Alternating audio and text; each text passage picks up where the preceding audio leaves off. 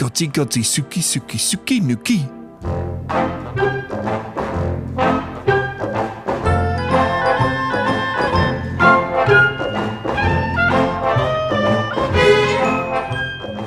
Hey everybody, welcome back to Podzilla. This is a show where me and my brother cover all manner of kaiju movies. We've been through Godzilla, we've been through Gamera, and we're back to Godzilla once again. I'm Micah Drake. And I'm Jasha Drake. That was good. That's all we need, man. Me and my brother cover. It was like me and my brother covering the thing. Gamera monsters. It had a bit of a melody to it. So I was gonna come and beatboxing, but I didn't. Regret it. You could feel the syncopation. Syncopation isn't a word. Ye of little knowledge. I know my words, Micah, and syncopation is not one of them. Everybody in the Discord, please, when you hear this, at Jasha, just tell him how wrong he is. No. Please, at Micah, why are you using these made-up words? Thank you. We're back to Godzilla, like we've been doing this whole season. We're doing little bits of Gamera with little bits of Godzilla sprinkled in between, and we're going to keep doing it. But today we're going to be talking about Godziban Season 3, the final Godziban season up until this point that has been translated into English. There's one more, only available in Japanese. Yeah. This is the regular Japanese show of puppetry that has been going on for years and years now. Like you mentioned, they are doing regular uploads to their YouTube channel, and the most recent ones are still in Japanese. Yeah. We don't know what they say, so we're going to have to wait. You sure? Huh? You sure we have to wait? I mean, we could... I feel like with Godziban, so much of the essence of it is in the script. Yeah. I don't know why we keep doing this to ourselves. Listeners, you'll remember months and months ago when we did Godzilla Island, another TV show with action figures, puppets. We did most of that just in Japanese with no English subtitles. What a ride that was, just sitting down for 3 hours, no subtitles, no dialogue. I feel like it was like 11 hours all up. It was a long time. The latter half of it we didn't understand, though. Yeah. For some reason, when I look back to those moments, I'm like, that was nonsense. We didn't really understand anything. It was very long. Why do we do that to ourselves? But there's a little bit of me that's like, good old days. You know? Nostalgia. I just want a little piece of that again, you know? How many people have done that? Do you think there are English speakers, non-Japanese speakers, who regularly keep up with the Godziban uploads? Yeah, there would be. I'd be interested. There's a whole lot of weird and wild stuff in there, some of which we'll get into today with Season 3. But before we get to that, Micah, how have you been doing? I just wanted to check in with you. We've been on the space station up here, the Chandler Maru, for, I want to say, 4 or 5 months. Is that right? Since March? Is that 4 or 5 months? Oh gosh, it's been so long I can't even remember. It's been so long. We've gone crazy. Then we've gained a little bit of sanity again. Then we've gone crazy. We've gained a little bit of sentience, and then we've gone crazy. Yeah.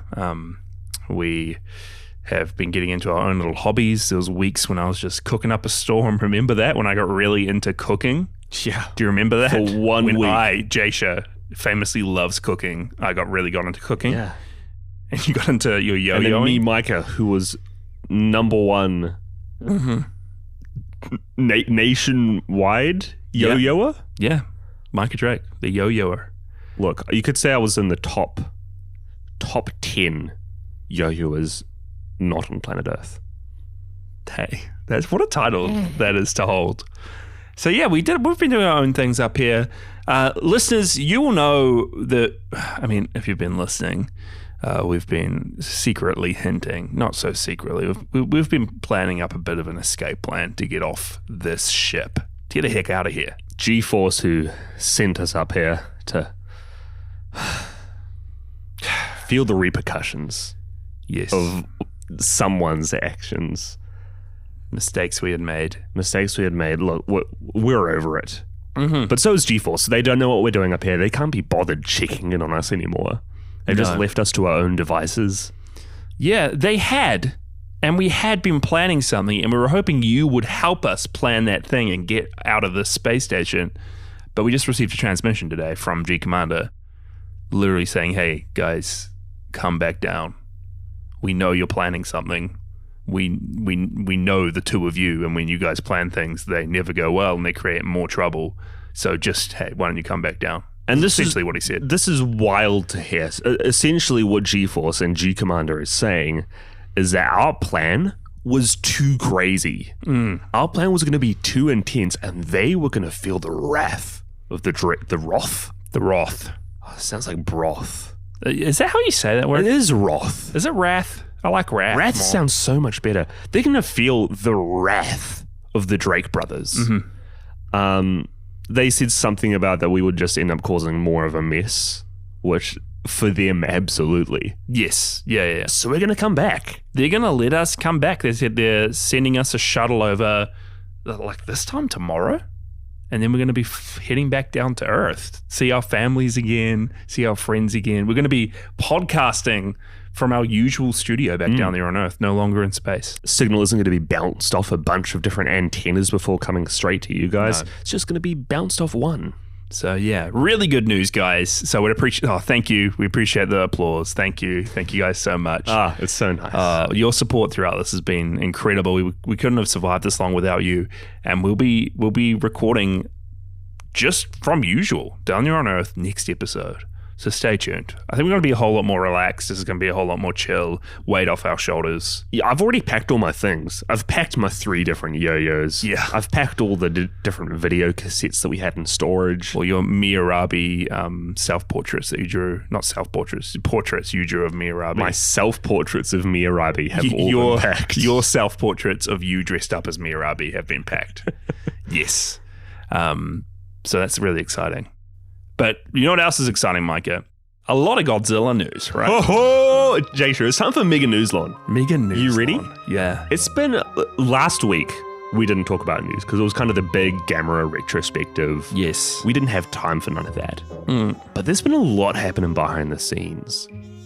First off, Jasha, what should we talk about? Let's get some of the small stuff out of the way. And what do we call this segment anymore? Because, I mean, we've traditionally called it Godzilla news, but it's megaNEWSlon kaiju news, monster news. I feel like we can't get rid of the megaNEWSlon now. Yeah, it's megaNEWSlon. I like megaNEWSlon. Yeah, always has been, except for like the first few times, but it always will be. Always will be, forevermore. Some of the smaller stuff comparatively out of the way, Jasha. We have breaking news that a new Pacific Rim Origins series is in development under Legendary Entertainment. This is going to be a television series with Eric Heiserer. I know this name. He is a writer. I think he's got exclusive rights. He's going to be writing the Pacific Rim prequel series for Legendary. And I'm not sure how to feel, Micah. First off, because you haven't seen it yet, but Pacific Rim Uprising was terrible. It was terrible. Oh, it wasn't great. Sure. And I haven't seen the Netflix show. That might be okay. But this writer, right? Listen to these. Arrival. Yes. You read Arrival? Yes. Arrival's good. Well, technically, Arrival was an adapted work. Yeah. So he adapted it. Yeah, sure. He adapted it. Then he did Bird Box, right? Famous Netflix movie. I haven't seen it. I haven't seen it. I haven't heard amazing things. I haven't seen it. You haven't seen it? I haven't seen anything. Okay, yeah, funny. It's a one time it's funny for you to say that. He also wrote Bloodshot, which is another terrible Vin Diesel action movie when he's like a superhero. It's just really bad. He also did the 2010 remake of A Nightmare on Elm Street, which is like famously hated by fans. Kind of ruined the character. Just bad movie. And then he's recently been doing the Netflix Shadow and Bone series, which I don't know nothing about. No. But is that like the Court of Thorns and Roses spin-off? The Grishaverse? What's that? Oh, the Grishaverse, yeah. I have no clue what that means nothing to me. But I'm not really excited. I mean, yeah, he's done Arrival, but all this other stuff's just kind of been eh. So I don't want a new Pacific Rim that's just meh. You know, a mere Pacific Rim. I want like a new cool creative to come in and do something awesome. I will say, it doesn't seem like he's a writer that does a lot of out there stuff. And for Pacific Rim, I feel like the first one was out there, but the second one was like way out there, like out of left field out there. Yeah. So maybe he can bring it back a little bit. And hey, Okay. this might give the future of Pacific Rim a bit more of a chance. Yeah. It is cool that we're getting more Pacific Rim content on the screen. I'll stay cautiously optimistic. That's a good thing to be. Yeah. Jasha, other news. Have you heard about all these new Godzilla pop vinyls? Bro. I think I've mentioned it on the show before, but I used to have a lot of pop vinyls. It's my dark past. I don't like the person I used to be. But when they were first coming out when I was a kid, and you've got random action figures of things like Flash Gordon or Napoleon Dynamite, which I was a huge fan of. And you didn't really see much like memorabilia of those things. That's a cheap way to get. I was like, cheap figure from a movie that I really love. And I had a little collection, and then I sold that collection. These are making me want to get more pop vinyls again after I put that past behind me. Well, there have been a lot of them that have already been made in the past, mostly around Godzilla's MonsterVerse appearances. So we've had a lot of different Kongs, a lot of different Godzilla and all those different variants there. But we've actually had just a new line that's been announced of classic Godzilla variants. It's so cool. Like Showa era, Heisei era. That's right. We Godzilla get figures. Showa 54 Godzilla, limited edition Platinum Godzilla 54. We get 1999. We get 1984. Shin Godzilla's we get there. Shin Godzilla. Some of my favorites, and probably the ones I'm most excited about, is we get a Mecha King Ghidorah that's a full 6 inches. This is like a seriously good looking Ghidorah. It's pretty good. And it's mecha as well. That's pretty good. Dude, I'm excited for it. But also, we get the first ever appearance of a normal Mothra pop vinyl. Yeah, finally. We've had a special like neon variant from Godzilla vs. Kong.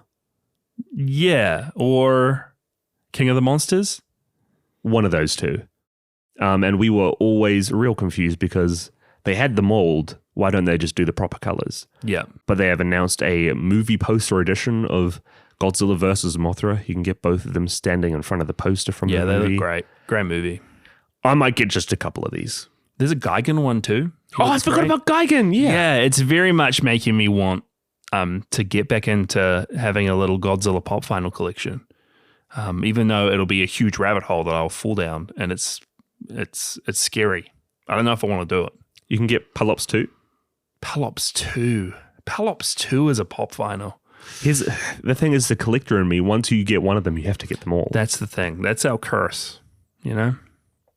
That's our curse. That's our curse. It is really cool, though. I mean, we've been saying this for years. Like, it's such a easy get for them to start doing these, like, all of Godzilla's monsters and Rogues Gallery in different eras and just doing pop vinyls on those because they've got unlimited possibilities and the fan base is out there to get them. So it's cool that they're finally doing it.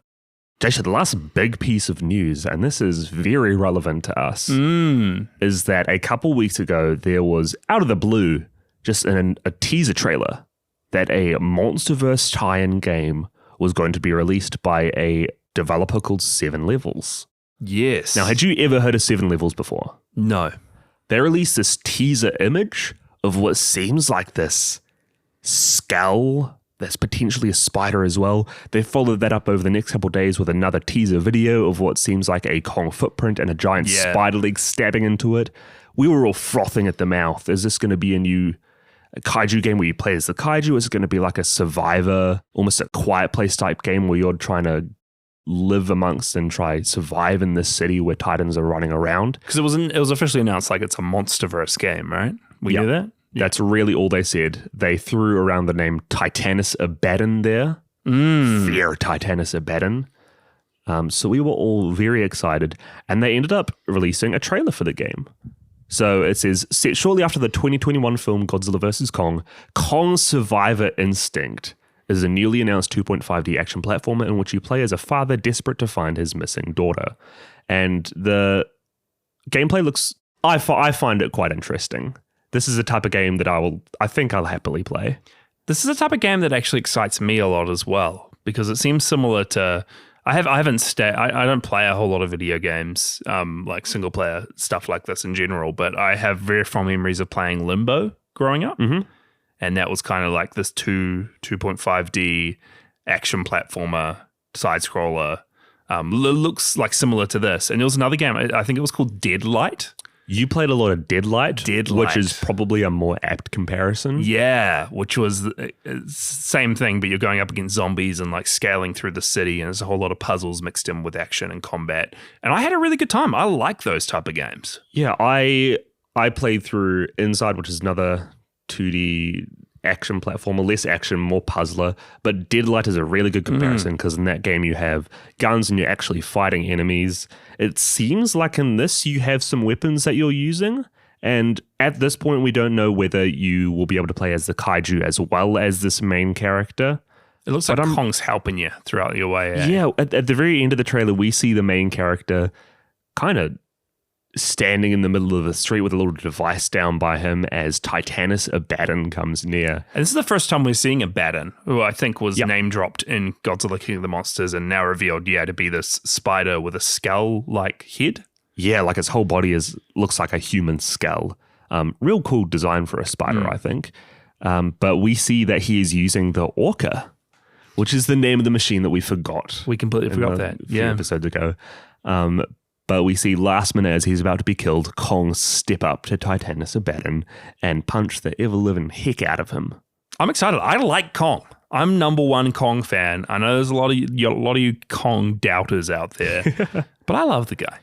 I'm excited for this. I think the premise of this sounds really, really cool. It's just if they're going to pull it off gameplay-wise. Yeah, from the trailer, it doesn't seem like it's going to be super duper like AAA quality, but I don't think that you need that if the story and the gameplay stands on its own. So hey, I'm going to play this when it comes out. Actually, do we have a release date? Yeah, because I think I'll wishlist it on Steam right now and keep you guys updated. Oh, there you go. Let us know. Yeah, because it's going to make it or break it, whether the gameplay is good or whether the graphics are like good enough. Because there's a lot of games in the style and only a few of them are standout. So I just hope they manage to do something fresh. But it'll be cool nonetheless. I'll be playing. Yeah, it says it's going to come out in 2024. A lot of people, like on Reddit, are just saying that they hate it because you're playing as a human and because Kong is like the main kaiju in Again, those Kong doubters out there. I see you. I see you guys. I've got your names written down. I'll be contacting each and every one of you. You'll be contacting you guys. I'll be contacting you. But I'm excited. I feel like for a long time, we've been wanting to play more as human characters in this landscape. Yeah. And coming off the heels of the last Kong game, like anything's going to be better than that.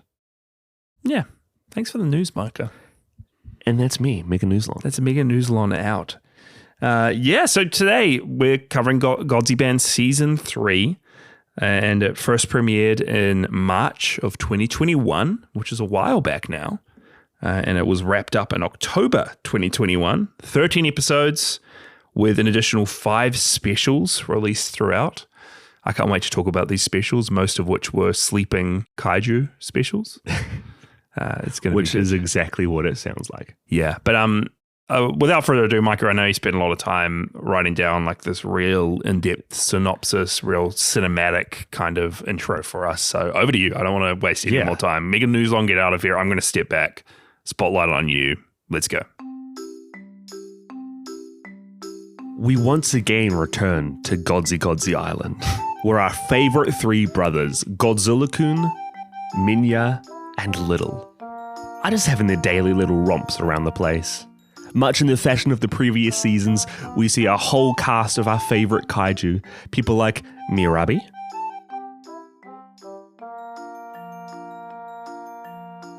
Miyarabi? Thoughts? Stop looking in that mirror at yourself. Yeah, continue. Master Hidoki?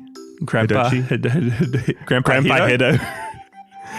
People like Baragon and Geras, but also some of our other favorite characters, such as young Serizawa, the Zillion Lele. Yeah. And some other fun recurring faces and new original people. I feel like due to the nature of the show, you can't sum it up in an easy plot, Jasha. Or do you want me to say that they end up talking to yassified Biolante? Yeah, well, I mean, the big plot threads this season were... Well, last season, we saw young Serizawa come to the island. That was the big thing. That was a big finale. He's playing with his scientific toys. He's making strawberries into ripe strawberries where they wanted unripe strawberries. He's found the Atragon, and he's accidentally released little tiny destroyer crabs around the place. And that was kind of where we left it. And we get a little bit more from him this season. That's a bit of it, is him still doing some inventions. He randomly invents a way to go back and live in other people's memories back in time. I don't think it was meant for that, but he did it anyway. And then we saw that the destroyer crabs are growing. But they weren't defeated? Doesn't sound like it. Yeah, they're growing. As well as that, we have our classic vignettes of all the brothers and the kaiju playing sports. Having little training sessions with Gigan. The Mothra, the Moshu Moshu, doing what they do with the their little infant island dance. Infant islanders. And I guess the other big thing this season was we are introduced to Erica. Biolante. She is a Biolante. Much in the fashion of Miyarabi. She's been, what do you even call this? She's been turned into a human-like kaiju character. They've feminized her a lot. She's Poison Ivy. She's Poison Ivy. Let's be real. Yeah, but if I can take you back to Godzilla versus Biolante, Erica is the daughter that dies that he brings back and tries to bring back with the Rose and with Biolante, and it's Erica's spirit which shines through at the end. Yeah. So it's pretty cool that they've made her own character. But yeah, the big thing at the end of this season is Erica and the three Godzilla boys need to help a big Biolante defeat Death Ghidorah from Rebirth of Mothra. Yeah, who thought Death Ghidorah would show up in this show? Which is crazy. But I guess I could just take us through each of the segments we got this time around. Segments is a good way to start it off. And then we can just hit on some points throughout each of those segments, see how we go. And I can start off with the smaller segments and we can get into the bigger ones. Yeah. If that's a good idea. Because we have 3 new segments, Micah. The first of which, Hello JJ23. This is so much better than the old Jet Jaguar segment. It is an updated Jet Jaguar segment, and the other one was great. Micah, the other one was great. It was meh. It was a bit lackluster. This is very similar. This is far better. This is very similar in its jokes and the bit it has, because the original Jet Jaguar segment, it was all animated. It redid itself a lot. But the general joke in each of those segments was Jet Jaguar is ready to get into battle, but oh no, he needs to download an update and he's going to take forever to actually get into the action. That was the joke. And you'd always have to download another update or something happens that stops him fighting. This time around, they kind of add on to that. They yes-anded a little bit. And I thought it was great. I think this is my favorite segment of this season. Better than the other Jet Jaguar segments? It's close. They're very, I don't know, they're very intertwined, you know? One's not better than the other. The other one's still great. But this one's so funny. We get Puppet Jet Jaguar showing up to help out Minilla in a bunch of situations. Manilla's always got a fruit. And he either needs the fruit cut or his fruit gets stolen by Gabara. Hey, Gabara. And Jet Jaguar gets called in to help out. And the joke is, the running bit is that he is kind of just like this robot AI. He's a new robot. Yeah. He's still being accustomed to the world. His big thing, it's so funny how they do it, because we get this real dramatic monologue from him against a dark background at the start, and he's like, I am Jet Jaguar, I am the best, I can do anything. And then it's always him getting put into a situation and then something to do with his programming just stuffing up, and he does the wrong thing, which is great. It was so funny. Yeah, it's all right. He is a very fun character. You're once again not a Jet Jaguar fan. Micah, he's no longer just a serial number. He's JJ23. He's no longer just a serial number. He's Jet Jaguar Nissan. What does Nissan have to do with anything? I don't know. If you require assistance, he'll be there. You know? No, these were fun bits. It's so funny. And throughout it, like the filter changes when he thinks he's useless and it gets real like stylistic. And it was cracking me up. There's this whole segment where Gabra, steals Minilla's pineapple. And when Jet-Jaguar shows up, Manilla's like, hey, stop Gabra. He stole my pineapple. Jet-Jaguar's ready to like beat down on Gabra. But then Gabra outsmarts him. And he's like, hey, this is actually my pineapple because it was Manilla's pineapple. But everything that Minilla owns, I own, and it's mine. And therefore he also owns Minilla. And I also own Minilla then. And then Jet-Jaguar's just like updating his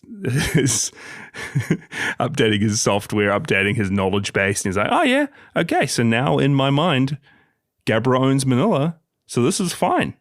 He just goes on his way. And it's just classic. I thought it was great. I thought it was as funny as ever. I still really like how in Godziban they're writing genuinely funny bits and jokes. Yeah, I had a blast. I feel like that bit is a great, not a platform to start off, because I think that one you said was actually a real smart and funny segment. It was good. But that creates a great foundation to create even more funny segments and play around with the character of this robot AI who's very new to the world on this island. You're not impressed with him yet? I was impressed. He's still a serial number to you. Yeah. I'm sorry, JJ. Each of these Jet-Jaguar segments as well, these Hello JJ23 segments, end with Miyarabi showing up. Yeah, this is something I didn't like about them. King Caesar's granddaughter? Not daughter? It said granddaughter. Is it? Yeah. And she shows up and she is actually the more competent one out of her and Jet-Jaguar. I just don't like how they've made her to be like, oh, she's the strong girl who's good at everything. Jet-Jaguar stuffs up. He hates himself. He thinks he's useless. Miyarabi comes in. Yeah, she can slice a melon, a coconut. She can chop up some pineapple. Each of these, she ends up like sharing food with Godzilla-kun, right? Yeah. Like romantically getting fed pineapples by him. Later on in the season, he has dreams remembering back to these moments. He's saying her name in his moments. Sleep. Yeah. And then the thing which was wild, and I want to get your take on it, is at the end of these segments as well, she goes back home and she goes to see, is it young Caesar?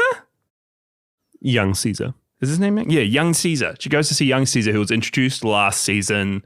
He's King Caesar's son. So he's King Caesar's son. I don't know, I think Miyarabi's young Caesar's daughter? I don't think so. I think they're siblings. I don't know. But she goes back to see him, and we do not get a young Caesar puppet, which we saw last season. We just get like a still frame of young Caesar with his eyes closed, and she just drops him off some food. It happens twice. What do you think's happening here? Well, what's the bet that the young Caesar puppet perished in a warehouse fire, as does every single costume in Toho history? I just don't understand how we have had young Caesar. We've had like a really good costume for him, a puppet for him. We have also had and seen like new Ibra and Gazora puppets, right? We have seen the Maguma puppet. We have seen it. They created it. What happens to them? They just show up once or twice and never show up again. The show revolves around the story. And they show up as PNGs. I don't know, man. What's going on? It is a warehouse fire. They put all these like puppets that were wanting to save all these like fan favorite characters. Young Caesar, the fan favorite character, put him in the special warehouse that an arsonist just got to. We need to be the ones to track down the young Caesar puppet, is what I'm saying. You know, the weirdest thing about this season to me is in the previous seasons, the end card after all the episodes has always been like the one girl who they like duplicated to look like the Shobijin doing the Godzilla dance. They've made Miyarabi like the figurehead of Godziban. There's one adult woman in a Miyarabi outfit doing the dance that this little girl used to do. While these like suggestive looking Godzilla drawings float around her. Who is she? She's Miyarabi. What is that thing that plays before she dances? It's Godzi Godzi Suki Suki Suki Nuki. Is that your favorite part of the show? When that plays my every least episode? favorite. And then she pops up on hate screen. it. And then I she hate it. dances.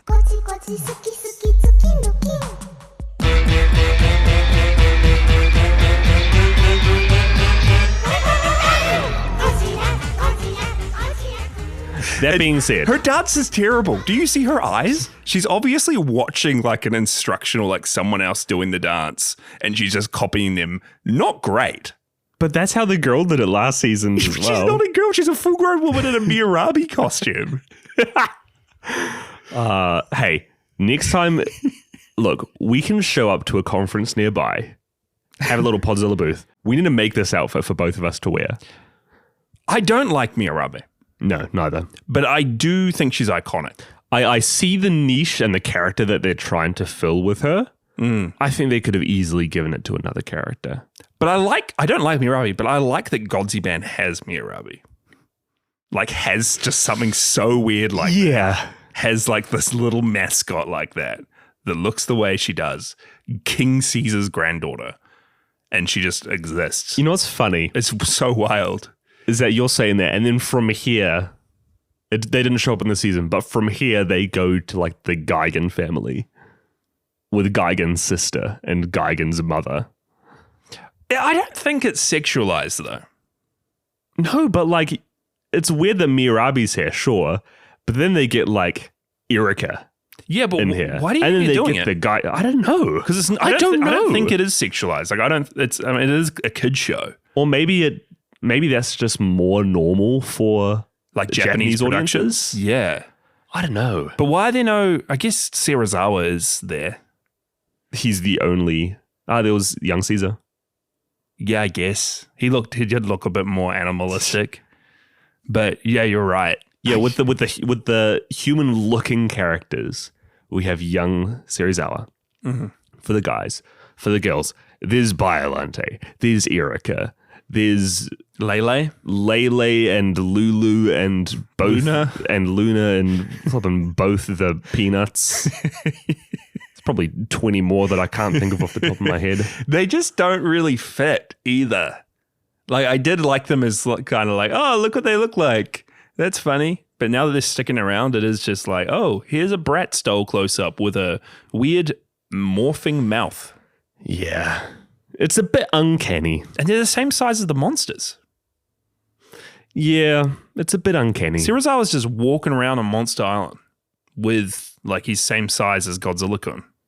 Am I wrong in saying that in like the first episodes there were giant monsters around him? I think he showed up and he saw like Anguirus and he saw Baragon and he was like, whoa, there's giant monsters here.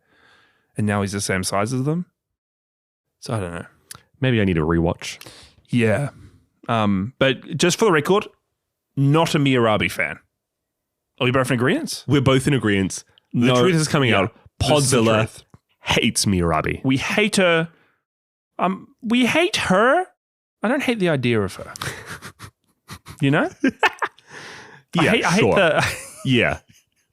I like that she's there. I just don't like her. You know? You get it?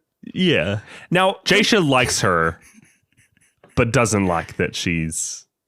yeah. No. I don't like her. But I like... You don't like her, but you like her. Yeah. You know, you get it. You'll get it. The next new segment, Fanta G. What was this? I saw the Fanta G pop up at the end card V's, and I'm like, what the heck does this have to do with Fanta? I think it's just the segment name of the Biolante Erica Matango stuff. Why is it called Fanta? That means nothing Let me to Google me. translate Dude, this I real quick. looked. You already looked? I looked. There's nothing. I have no clue what it means. I thought it because throughout the show, there's little like stylized like drawings of each of the characters, specifically like the girls. And I thought it might be like, oh, this is the artist, Fanta G. Or, hey, this is the featured fan artist for this episode. But Wikizilla has it listed as the segment with no context. What is the segment? Is that just like the main arc? Yeah, it's kind of like the arc. The different segments are essentially the different arcs because Go-Go Godzilla-kun is the three Godzilla brothers, but specifically when they're doing sports and like misadventures and stuff. Training, yeah. Whereas like the young Serizawa segment is anything to do with Serizawa, even when the Godzilla brothers are doing stuff with him. Okay.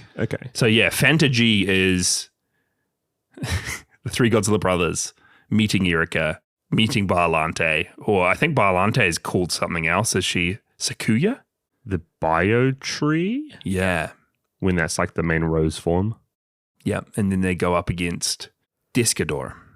You're forgetting about sleeping monsters. Yeah, that's the third news segment. Which one do you want to talk about first? I can see you're waiting to talk about sleeping monsters. So yeah. Go for it. Guys, there are entire segments, like 2-minute long segments, dedicated just to panoramic shots of our favorite Godzilla brothers and other characters just sleeping in bed while they're snoring and sucking and chewing on their tails. And at the end of it, they're always hugging a little action figure of themselves. It was weird. These are the most vain kaiju I've ever seen. What do you think the purpose of these were? Because they're like mini episodes, properly released, minutes and minutes and minutes long. Some of them, I have to say, some of them had lore, and some of them I get. Some of them are funny. Like the first one when we see Little sleeping is lame, and Little's like hugging a little action figure, kind of lame. But we get the Minilla one. Yeah, the next one, the Minilla one. He's doing the classic chewing on his tail, whatever. And then Radon, the little baby Rodan that he saved last season, and he was like the mother to, shows up in bed, and they're like cuddling each other, and then he wakes up and like cries out. It was just a dream. Because it was just a dream. Mummy Minilla misses his baby. And it's so sad. And then you cut to Radon cuddling a little Minilla figure. And Radon's the one cuddling the Minilla I get toy. that. That's funny. That's a good segment. Because it's like subverting what the last one did, and also adds to the like plot line of Minilla just being depressed the last 2 seasons for not having Radon around. Yeah. Makes sense. And then we just cut back to a new character, Micah. Baby Zilla? Tiny Zilla or young? Tiny Zilla? Baby Zilla. Junior Zilla? No, that's Kamachi. Ooh. It's called Tiny Zilla. I think it's a young Godzilla-kun. Yeah. We get like a baby Mario version of Godzilla-kun when he's even smaller. Yeah. And we see him sleeping. Is that the one 5 minutes. Is that the one where he's saying Miyarabi's name? Yeah. No? Yes. Which is weird. No. It mustn't be. Sure. No, I think that's in a different dream sequence. Yeah, there are a lot of dream sequences. There's a lot. But yeah, sleeping monsters. Can I shout out as well to the one segment where we see young Godzilla-kun, and we see young Godzilla-kun's baby brother, young Minilla, who is maybe the most... Look, people look at Minilla from Son of Godzilla and they say, yo, Minilla is the ugliest kaiju I've ever seen in my life. They have not seen Godziban Season 3. I love Minilla. He is my boy. I will always root for Minilla. He's one of my favorite kaiju of all time. This is the first time that I've just been disgusted to my core looking at him. He looks like a Cabbage Patch doll that's had acid that's stripped away all of the defining features. He's an alien. Like, I don't know what... It's crazy. He looks like he's just bursted out of a kaiju's chest. I hate it. He does. I hate it so much. He's on the poster for Season 3. Why? Why did they look at that thing that they created, and why did they not know that it was cursed? Why do they think that they should put that on screen? Maybe they do know. Maybe they're just looking to outrage everyone they can. Yeah, man. Baby Minilla. Oh, if there's anything, listeners, to never look up, don't Google Baby Minilla. You don't want to do it. We're jumping around a bit, but we'd see the three Godzilla brothers' parents in this season. Yeah, we had wondered for a long time if, Grandpa Zilla was the father of them or not, or if the father had shown up. But we properly see the brothers' mother and father in the show. So we have, Grandpa Zilla, who is original Godzilla in 1954. Godzilla. We have Uncle Zilla, who is Shin Godzilla. Mm-hmm. And now we have their parents. I have their names here. The dad's name is Taigo. Mm. And he is in the vein of a Heisei Godzilla, I'd say. Yep. Classic Heisei Godzilla. Almost Return of Godzilla, Godzilla versus Baalante. I think you're bang on. Yep. And then we have Miyarabi, Maya Goji. who is my Goji from Godzilla vs. Megaguirus, who is Godzilla-kun's mother. Female Godzilla, my Goji. I think we'd talked about this before, but it's pretty cool. I think, Jasha, that we had just witnessed maybe the most emotional moment in all of kaiju media. Get out of the way, Godzilla -1. Make way for the 2 segments of Godziban Season 3 where the brothers' parents show up. It's crazy how, like, unironically, they managed to hit some emotional beats. And I don't know how they do it when they're showing us baby Minilla and Miyarabi dancing. And then they're at Godzilla-kun witnessing the memories of the last time he saw his parents. And as they leave him to look after his baby brothers. And they just leave him and go. And he's sobbing and sobbing. While at the same time, young Serizawa hacks into his dream so he can find out the reason why they're leaving and try and stop whatever crazy apocalyptic event they're trying to fight. Stopping a calamity? We still don't know what it is. But yeah, Godzilla-kun's crying. And then we see Little and Minilla like holding his hands as he's just sobbing. You know what this show does real well? What? And I'm just thinking about it now. But this show throws out so many plot threads that are just left open-ended for them to pick up at any time. Yeah, it's weird, eh? Because like the Serizawa stuff, that was the big cliffhanger for season 2. They don't really get to it until the latter half of this. Nah. And even that, they don't wrap any of it up. It's just more questions. We've got like Serizawa's oxygen destroyer still in the back. We've got the actual destroyer crabs. Yeah. We've got the apocalyptic event of the parents. And we have the Gotengo. Gotengo. We've got this huge Shin Godzilla now. Yeah, he grew to crazy size. We have the Mothra. Oh my gosh. I'm just remembering how there was a whole segment around the Mothra. It's their backstory. Speaking to the entirety of children. Whoa. Yeah. They do so much. They show us Mothra, the 2 Mothras' backstory when it's kind of like Rebirth of Mothra. Mothra goes up against Desghidorah, is too injured. She dies. Which is crazy that Desghidorah is showing up in a mainline Godzilla. They're full-on referencing Rebirth of Mothra. Once again, they're looking to the greats. You know? see them both on screen, Godzilla and Desghidorah. Crazy. Yeah. As well as Matango. Crazy. Oh, it's crazy, dude. There's so much in this. Yeah, Mothra dies. And then an egg appears. And then what happens? The Shobijin say something about the egg. The soul has been received into the egg. So I thought they might be insinuating like Mothra dies, her soul goes into whatever's in the egg. It's called Rebirth of Mothra. But is every Mothra just always getting reincarnated? Is it always Mothra's spirit? Does it mean that Mothra's spirit is split in half because there are twins? These are the questions we don't know. And in the old Godzilla movies, when the larvae are already born when Mothra dies, does her spirit just overtake their spirits? I don't know, man. I don't know. All I know is that little Batra, baby Batra, I would die for baby Batra. A lot of babies. We get baby Mothra larvae as well. Smooth as anything. Babies left, right, and center.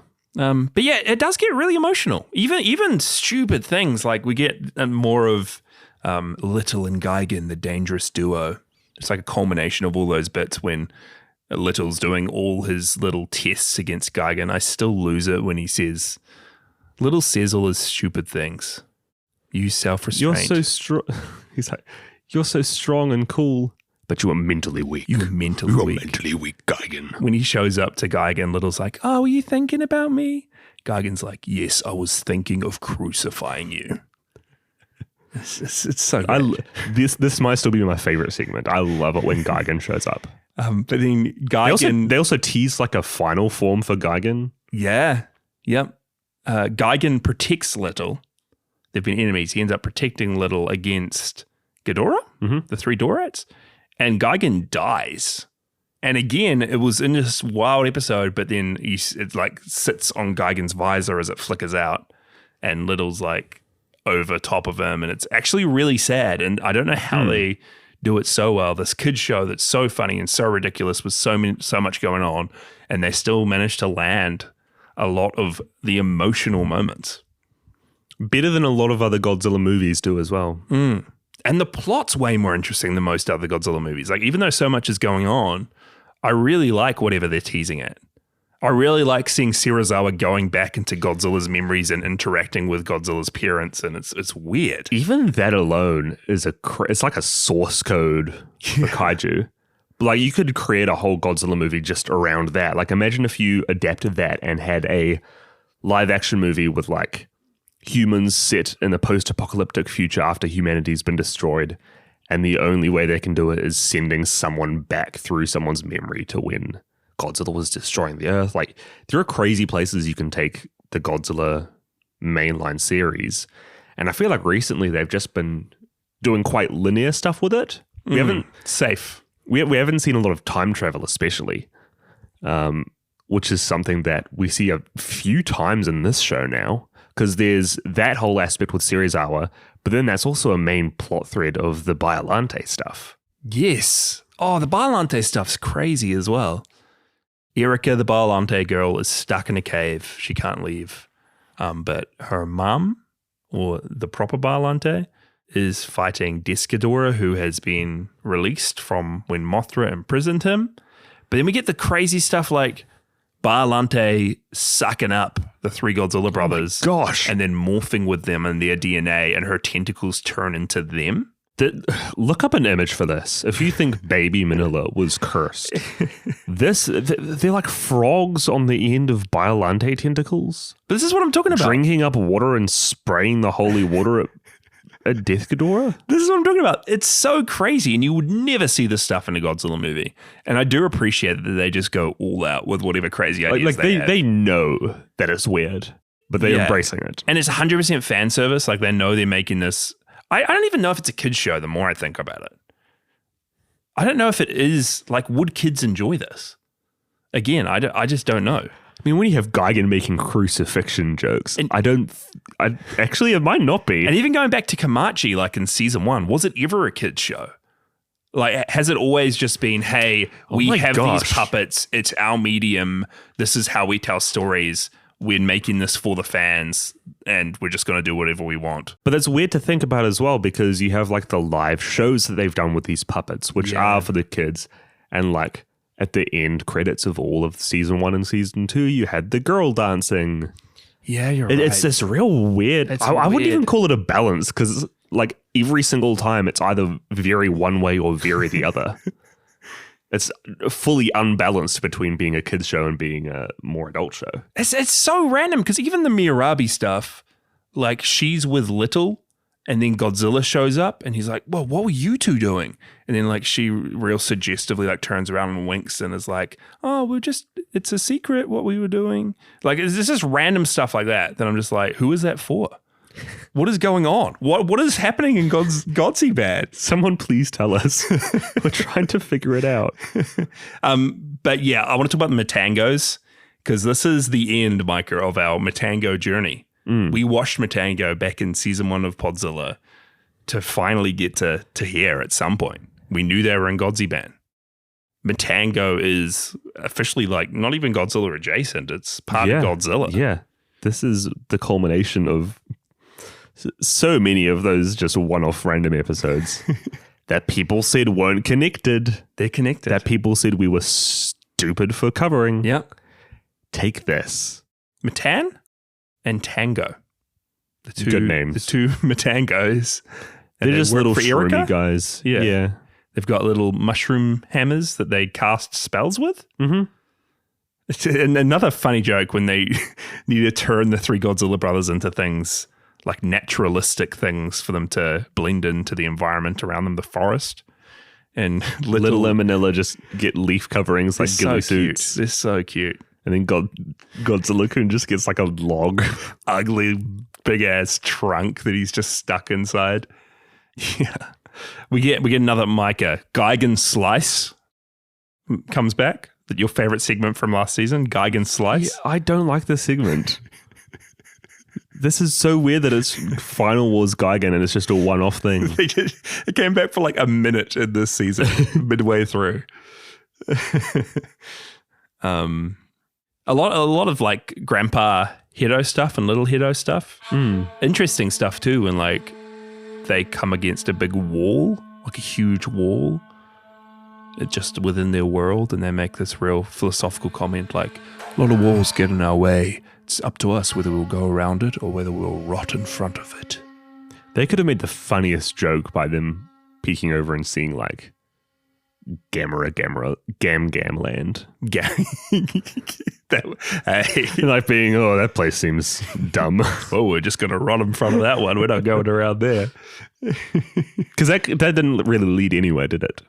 No. Grandpa Hiro did. There is a man-made wall. Yeah. Donald Trump has been on Godziban Island. He has, canonically.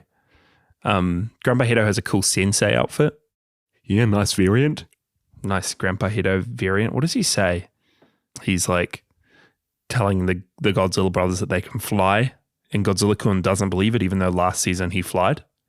Yeah. He's flown before, but he doesn't believe it. But then Grandpa Hiro's like looking at Minilla and Little who are flying around, and he's like, hey, Godzilla-kun, look at those unshackled by doubt. It's just funny. All these funny little lines. Yeah. What a season. So much happening in this show. I do really enjoy it. Should we go to final thoughts? I don't know. I don't think we need to say much else about it. Yeah. Much else? I'll chuck it to you first, hey? Okay. I'm just going through, my final thoughts. There's the cool little callbacks. They do a lot. I appreciate them more in this than the last seasons when they were like recreating whole fight scenes from the different movies. They just have little references like when Godzilla gets a rock hit on his foot and he's jumping up saying ow like he's doing the Astro Monster dance. That was pretty good. It gets me every single time, but so many times when something goes wrong in this show, the characters just go, ah, wah, wah, wah, wah, wah, wah. Ah, wah, wah, wah, wah, wah, wah.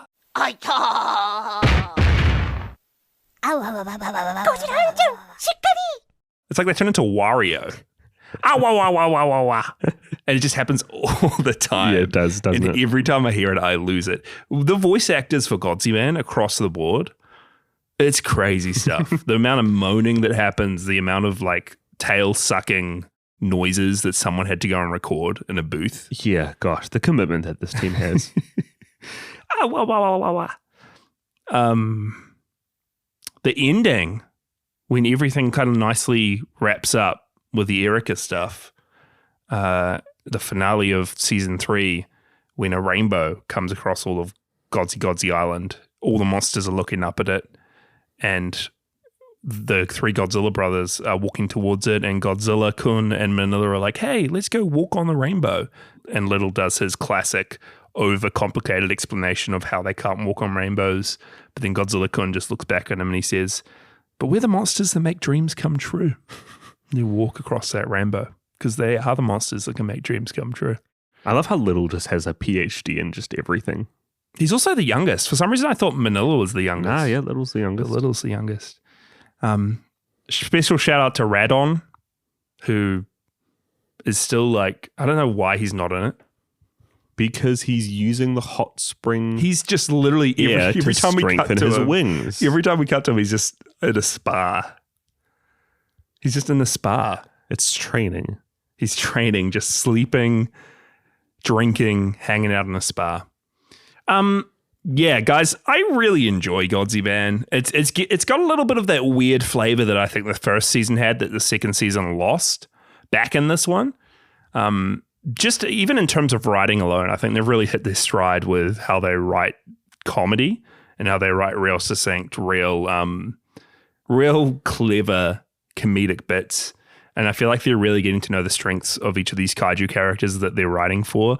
Like Little is so cool. Like he's just really come to his own with his, like you were saying, like just his personality of just being like having a PhD. He's so smart. Yeah, each of the brothers have very distinct personalities. That's Even really the fact cool. that like Little has his segments where he's super naive with Gigan, and then Manilla's like a mother and really emotional with Radon. And they've really fleshed out Godzilla-kun in this one specifically, like giving him this backstory that he actually like misses his parents and he feels the weight of missing them. And he was told by them to look after the two Godzilla brothers, which is why they've been doing all these crazy sports training montages.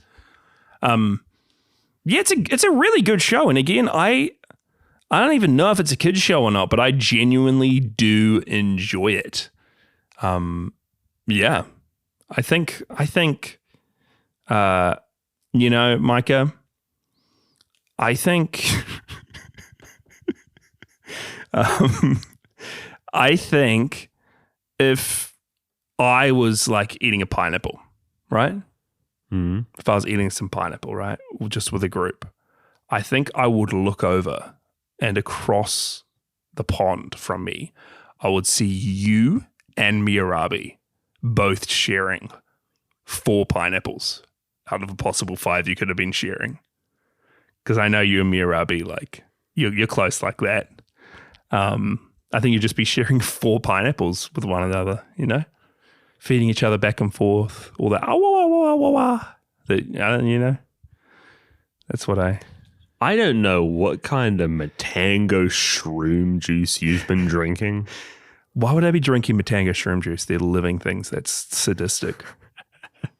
No, I echo the same thoughts as you. This is such a really, really funny show in so many ways, and it hits so many emotional beats as well.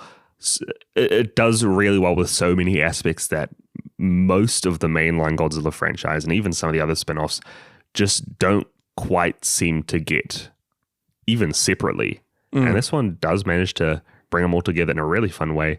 And it's fun with this season, especially just seeing more and more monsters being added to the cast of Godzi Island.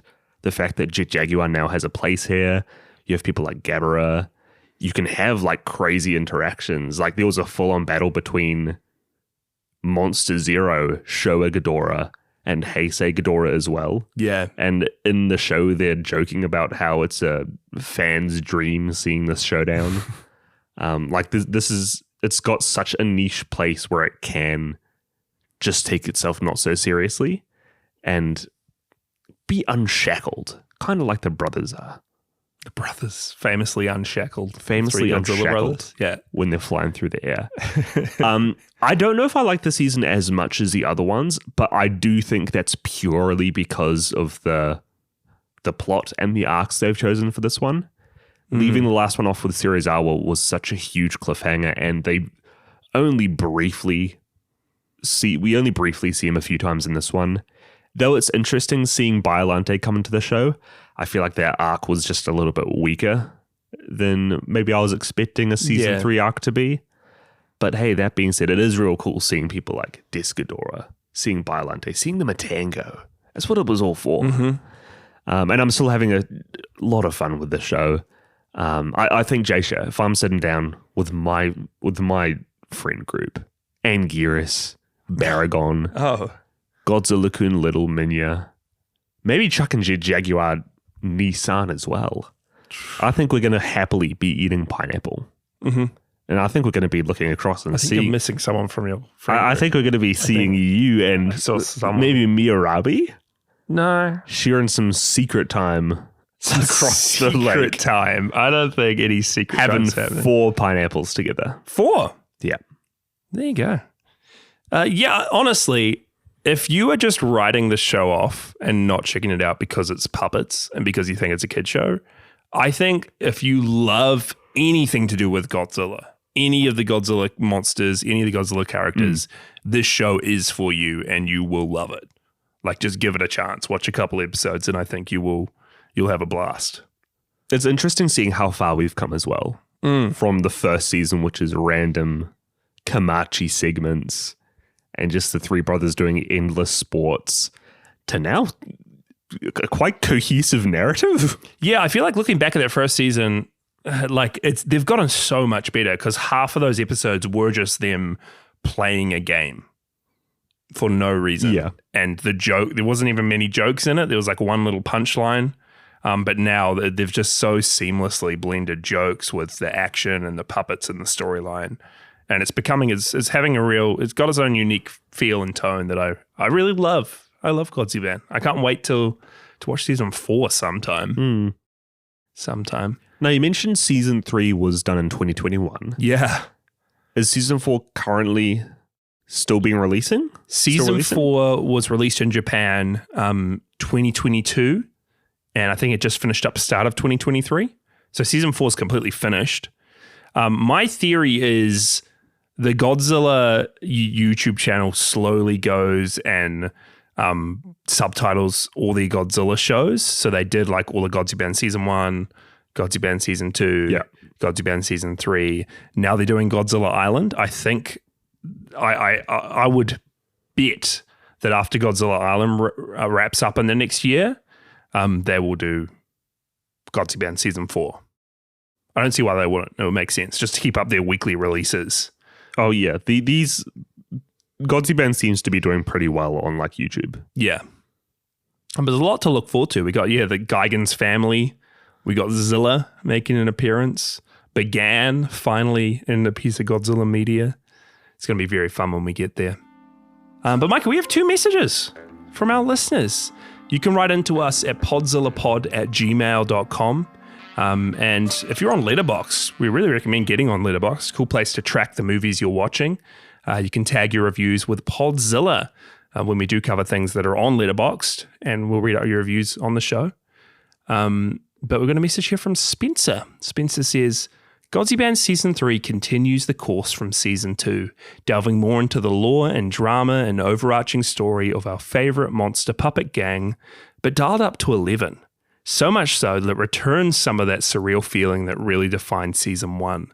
Emotional backstories are revealed, epic battles are fought, fruit is smashed, and our new puppets range from breathtaking to frankly obscene. I give Godziban Season 3 a 4 out of 5 tearful farewells with my departing parents. They go so hard with the tears on these kaiju. They're like black tears. The moments when they make the puppets close their eyes, but then they have this certain eyes they put on them for like half closed, half open. And it's just the most heartbreaking thing I've ever seen when they've got like blubbering, half-opened eyes. Mascara running down their face. Oof. G. Kira has written into the show saying, Godziban gets better with each season. I can't believe this was originally a series where you just watch the Godzilla bros learn how to breathe fire or run fast. Just like a Japanese video game, the story has gotten weirder and more convoluted by the episode. But it all works really well. I really liked the various fights we got, with Ghidorah versus Ghidorah being my favorite. I hope all the plotlines come together in Season 4, and I hope Toho gets around to translating it soon.